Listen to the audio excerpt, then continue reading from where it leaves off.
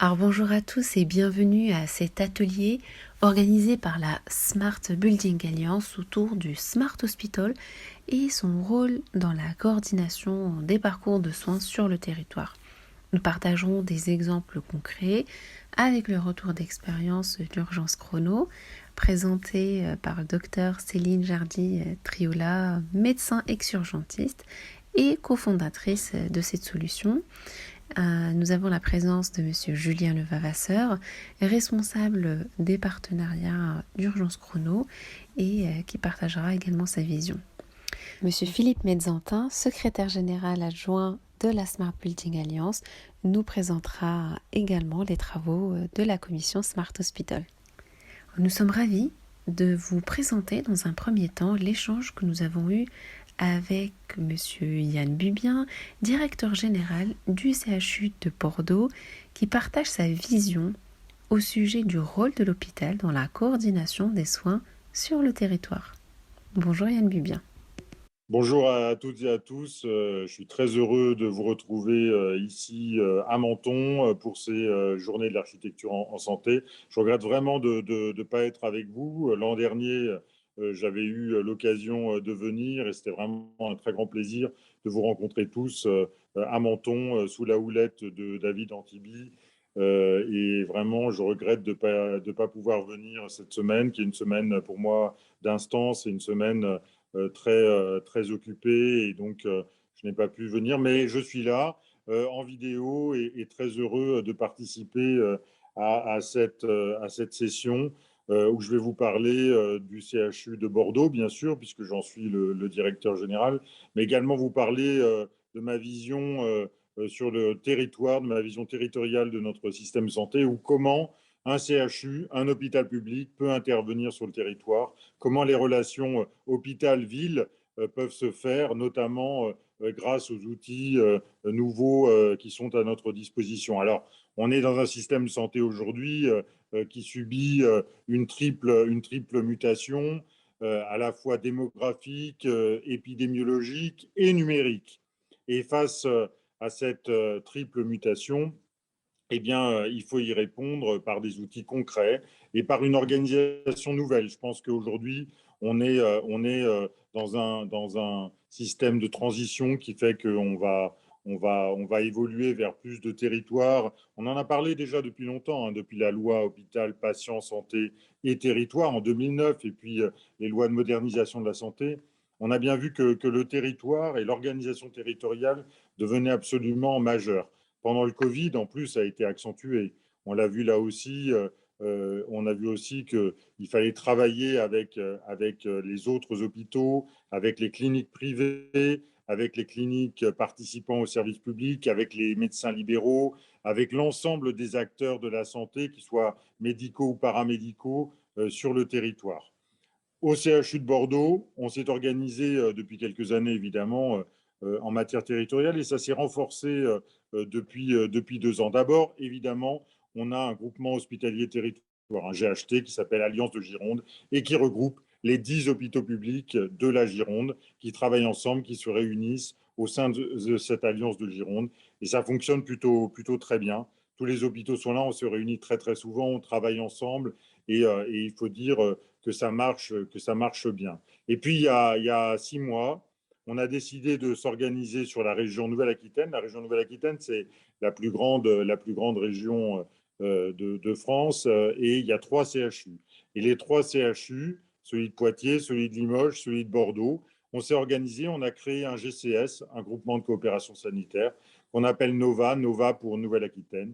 Et notre idée dans ce GCS NOVA, c'est de travailler évidemment sur tout ce qui est recours, d'avoir un triangle hospitalo-universitaire sur la région en Nouvelle-Aquitaine, de manière à pouvoir travailler sur toutes les activités de recours, sur la recherche, sur l'innovation, sur le numérique, sur les entrepôts de données, sur l'intelligence artificielle. Ça, c'est un objectif que nous avons aujourd'hui et qui fonctionne bien. Depuis janvier dernier, nous réunissons régulièrement. Nous avons des groupes de travail et l'idée, c'est de faire du win-win, du positif en permanence, de manière à pouvoir travailler sur le maillage territorial en matière hospitalo-universitaire. Autre chose, on a travaillé notamment pendant le Covid, avant, mais ça s'est développé dans cette période qui a été assez extraordinaire à tous les sens du terme, et surtout qui nous a permis d'innover, de trouver de nouvelles solutions. Et donc, nous ce qu'on s'est dit, c'est qu'on allait travailler sur des projets nouveaux, des projets numériques, des projets de télésanté, de manière à pouvoir agir sur le territoire dans cette relation hôpital-ville ou ville-hôpital qui nous intéresse évidemment tous. D'abord, on a un projet, si je prends un exemple tout simple, c'est le projet Ange Gardien. C'est un projet qui fonctionne extrêmement bien avec des applis pour toutes les maladies chroniques qui sont suivies sur le territoire, avec un lien entre le patient qui est à domicile sur son appli et son médecin généraliste, et le lien direct avec le médecin spécialiste au CHU de Bordeaux, un pneumologue, ou bien pour ce qui concerne le diabète, l'asthme, etc. Et donc, une appli qui fonctionne extrêmement bien et qu'on est en train de développer sur tout le territoire, qui a une vocation d'ailleurs nationale, ce projet Ange Gardien.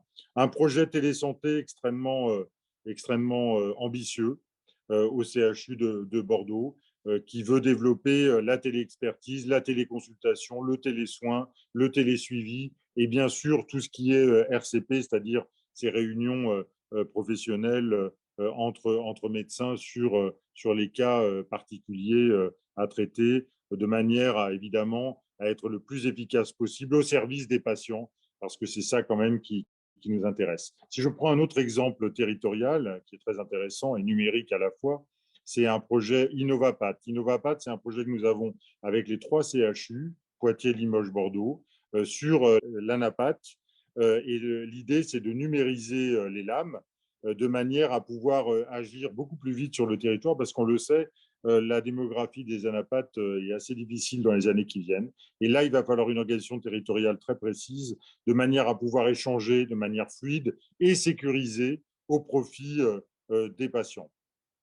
Voilà. Et puis, si je dois dire un mot, je dois dire aussi que je souhaite qu'on développe, et c'est ce qu'on est en train de faire avec d'autres établissements, on a un outil aujourd'hui qui est vraiment intéressant dans le lien entre établissements ou avec d'autres acteurs de santé.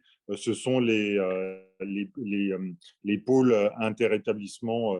Les pôles interétablissements. Par exemple, on a un pôle interétablissement sur l'addictologie entre le CHU de Bordeaux et le centre hospitalier Charles-Perrin, qui est un hôpital psychiatrique juste à côté du CHU de Bordeaux. Et ça, c'est extrêmement intéressant et sans doute d'avenir. C'est de travailler avec un pôle commun, avec un chef de service commun, sur un chef de pôle commun, sur une activité spécifique qui fait on va avoir les compétences des deux côtés. Et donc, on a par exemple ce pôle interétablissement entre le CHU de Bordeaux et Perrin sur l'addicto, qui est un sujet vraiment important. Et je voudrais terminer sur un point.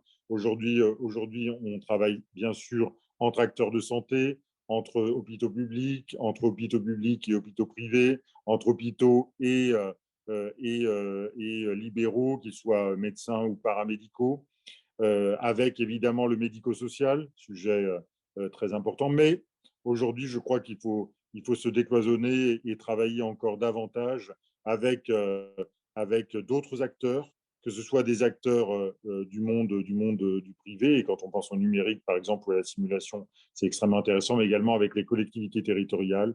On développe beaucoup de choses, nous, avec la métropole de Bordeaux, avec le département, avec la région. On a une région Nouvelle-Aquitaine qui est extrêmement dynamique, évidemment avec les villes. Je crois qu'aujourd'hui, l'avenir, c'est de travailler davantage avec les territoires, de travailler davantage avec les collectivités territoriales pour trouver des solutions qui sont adaptées à chaque territoire et à un moment donné des demandes des patients.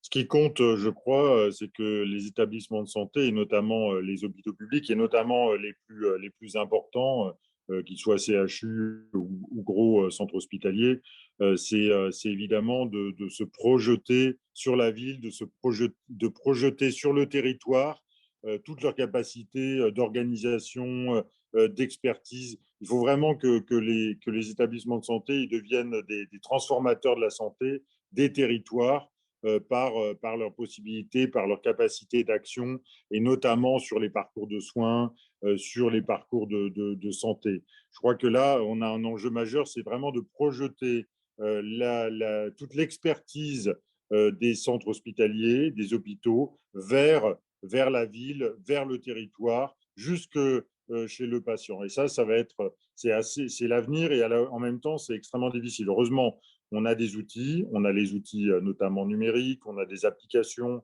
on a de plus en plus de possibilités techniques qui nous permettent de travailler sur des territoires qui sont plus éloignés.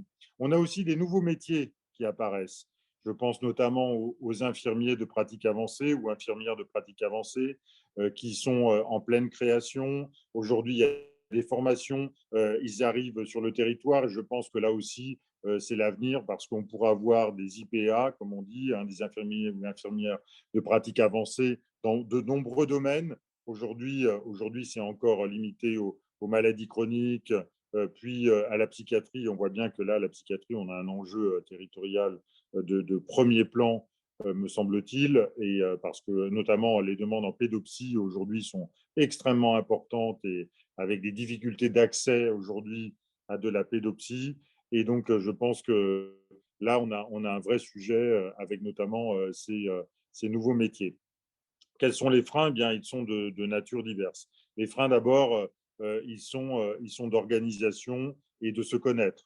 Ce qui compte avant tout pour agir sur le territoire, c'est de bien se connaître, de travailler ensemble, d'avoir confiance. Pour avoir confiance, il faut se voir souvent, il faut travailler ensemble, et il faut que ce soit du gagnant-gagnant, parce qu'évidemment, quand un établissement ou un acteur a l'impression qu'il va y perdre des plumes, eh bien, il n'a pas tellement envie d'aller beaucoup plus loin. L'autre difficulté, ça va être évidemment une difficulté financière, parce que là-dessus, sur tous ces sujets, il y a des modes de financement qui sont très différents, que l'on soit hôpital public, clinique privée, médecin libéral, infirmière libérale, médico-social.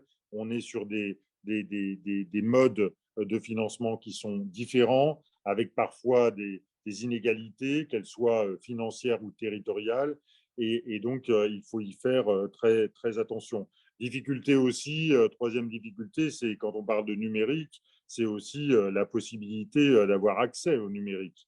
Parce que d'abord, tous les territoires ne sont pas forcément à égalité sur ce plan-là. Et puis, tout le monde ne dispose pas de la technologie.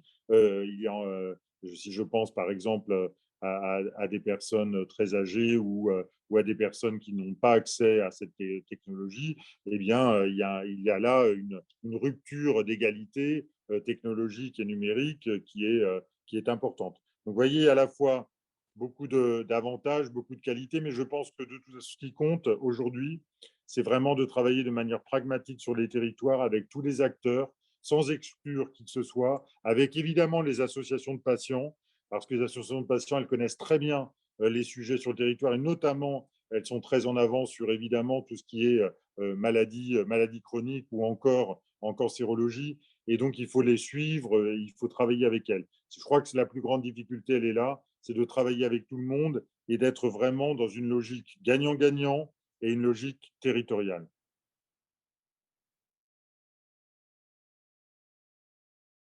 Bah, d'abord, je suis très heureux d'avoir participé, qu'on m'ait demandé de participer à ce très bel ouvrage sur l'innovation, très bel ouvrage publié chez LEH sous la direction de Jean-Luc Stanislas, et je voudrais remercier tout le monde parce que d'abord, c'est un pavé, c'est un gros ouvrage, c'est un ouvrage très exhaustif, très complet, avec, là aussi, c'est ce que je disais tout à l'heure, avec des acteurs très différents, très variés, qui viennent du monde de la santé, qui viennent de partout, et c'est une très bonne chose. C'est toujours très, très intéressant d'interconnecter tous ces acteurs et tous ces sujets fort différents. Donc, j'ai été ravi d'y participer. Moi, je voudrais insister juste sur un point qui me semble intéressant et que je développe dans le livre, c'est le cercle de l'innovation, un cercle d'innovation que j'ai créé quand je suis arrivé au CHU de Bordeaux, et qui a pris sa pleine dimension depuis une année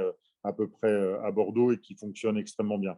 Ce cercle d'innovation, il part d'un principe très simple, c'est comment organiser au sein d'un CHU au sein d'un hôpital, une rencontre entre non seulement les acteurs du CHU, qu'ils soient des médecins, soit des paramédicaux, qu'ils soient des directeurs, qu'ils soient des ingénieurs, qu'ils soient des informaticiens, comment travailler ces acteurs hospitaliers avec les acteurs de la sphère du numérique, de la sphère de l'intelligence artificielle, des startups. Et donc, on se réunit très régulièrement, au moins une fois par mois, entre ces acteurs hospitaliers, du CHU, et des startups qui viennent de la région, de l'écosystème, qui viennent nous présenter leurs avancées, qui viennent voir comment on peut travailler ensemble. Ce qui compte aujourd'hui, là aussi, c'est de réunir tous les talents autour d'une idée commune et de voir comment on peut concrètement travailler tous ensemble. Alors, c'est évidemment des médecins du CHU, ce sont des startups hyper innovantes, ce sont des centres de simulation, c'est la French Tech de l'écosystème, et puis ce sont des financeurs ou des participants comme la région Nouvelle-Aquitaine et par exemple Alicena, qui est une alliance numérique en Nouvelle-Aquitaine qui fonctionnait extrêmement bien. Et puis évidemment, tous les incubateurs à start-up et puis ceux qui travaillent sur des sujets majeurs de la santé. Il y a une cité du numérique à Bordeaux avec laquelle on fonctionne extrêmement bien. Il y a Sim4Health qui est dirigé par Jérôme Leleu qui fonctionne aussi très très bien. On essaye de mettre toutes ces personnes ensemble, de travailler de manière pragmatique, à la fois sur les aspects juridiques, les aspects scientifiques, les aspects médicaux, les aspects financiers, et on essaye de travailler ensemble pour trouver une solution commune de manière à ce qu'il y ait une interaction entre tous les mondes de la santé, qu'ils soient du public ou du privé. Moi, j'ai toujours été très frappé de voir les difficultés que connaissaient certaines startups qui ont souvent une très bonne idée et qui n'arrivent pas à l'appliquer concrètement, qui n'arrivent pas à voir comment, en vrai, ça va exister sur le terrain. Eh bien, c'est tout ça qu'on est en train de faire. Je dois dire que c'est un énorme succès depuis qu'on l'a créé. Au début, je pensais que ça allait mettre un peu de temps à démarrer. En fait, ça a fait boom dès le début. Ça a fonctionné tout de suite. Tout le monde veut y participer. Ça a créé une vraie émulation au sein du CHU et de l'écosystème numérique en santé à Bordeaux et dans la région. Et vraiment, je souhaite qu'on continue sur cette voie-là de manière à ce qu'on décloisonne et qu'on travaille le mieux possible ensemble. Et tout ça à Bordeaux, ça s'inscrit dans un grand projet, le grand projet de reconstruction du CHU de Bordeaux. J'ai lancé des grands travaux grâce au Ségur de la Santé, grâce au ministre de la Santé qui nous a accompagnés et suivis sur le sujet. On reconstruit l'ensemble du CHU. C'est 1,2 milliard d'euros que l'on investit sur 10 ans pour reconstruire l'ensemble du CHU. Et dans cette reconstruction, il y a plusieurs points intéressants. D'abord, il y a évidemment un volet système d'information et numérique qui est très important, outre l'aspect architectural qui, après tout, est le reflet du projet médical, du projet médico-soignant. Mais il y a aussi tout un travail que nous allons faire avec un hôtel-dieu que nous possédons au cœur de la ville de Bordeaux, qui s'appelle l'hôpital Saint-André, et dans lequel nous avons un gros projet de Living Lab, d'incubateur à start-up et surtout de réunion de ce cercle de l'innovation de manière à faire se rencontrer tous ceux qui sont en train d'innover sur la santé, tous ceux qui sont en train de créer la santé de demain et les réponses aux problèmes de santé d'aujourd'hui et de demain.